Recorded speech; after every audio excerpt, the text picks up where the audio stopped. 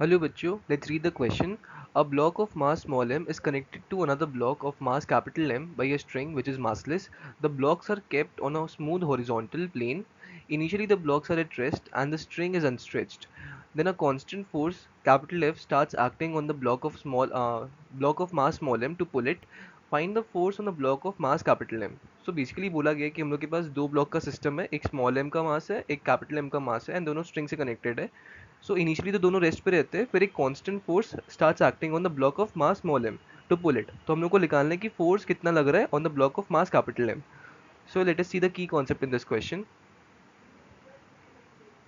की concept is F B D. यहाँ पे हम लोग को न्यूटन का सेकेंड लॉ पता होना चाहिए, that is force is equal to mass times the acceleration.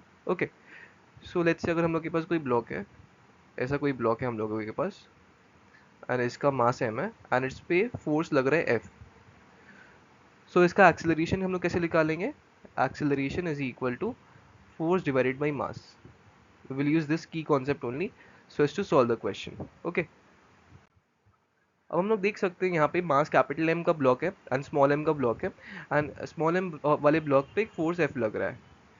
So from here अगर हम लोग पूरा सिस्टम पकड़ ले, अगर हम लोग इन दोनों ब्लॉक्स को एक सिस्टम पकड़ ले, क्योंकि ये जो स्ट्रिंग है तो इंटरनल हो जाएगा, इस पे जो टेंशन फोर्स लगेगा वो तो इंटरनल है, कैंसिल आउट हो जाएगा. So if will consider this as the entire system, both the blocks as the entire system. So net force कितना लग रहा है ब्लॉक्स पे? नेट फोर्स तो एफ है एंड नेट यहाँ पे अगर हम लोग को एक्सेलरेशन निकालना है, मैं यहाँ पे लिखूँ the acceleration of the system में क्या आ जाएगा? System is basically capital M plus small m. क्योंकि अगर इस ब्लॉक पे एक फोर्स लग रहा है तो दोनों ब्लॉक्स सेम, अगर ये let's say this is moving with some acceleration, ये ए से मूव कर रहा है, सो ये ब्लॉक भी ए से ही मूव करेगा. ऐसा थोड़ी है ये अलग एक्सेलरेशन से मूव करेगा, ये अलग एक्सेलरेशन से मूव करेगा. Okay, so both blocks will move with the same acceleration, इन दोनों का कंबाइंड एक्सेलरेशन ए होएगा. ओके, अब हम लोग को ए निकालना है. सो यहाँ से हम लोग लिख सकते हैं a net, this is equal to net force divided by net mass. Net mass कितना है? Capital M plus small m. Capital M plus small m, ये है acceleration of the entire system. अब from the key concept we can say जो force act कर रहा है, force on mass capital M, ये क्या हो जाएगा? This will be simply mass times the acceleration a net.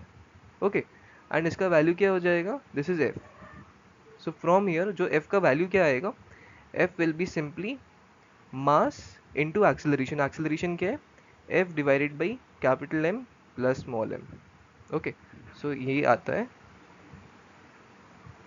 ये मैं लिख देता हूँ F कैपिटल M, ये अलग फोर्स है F capital M. Okay, so ये आ जाता है F on capital M, this is equal to MF divided by capital M plus small m.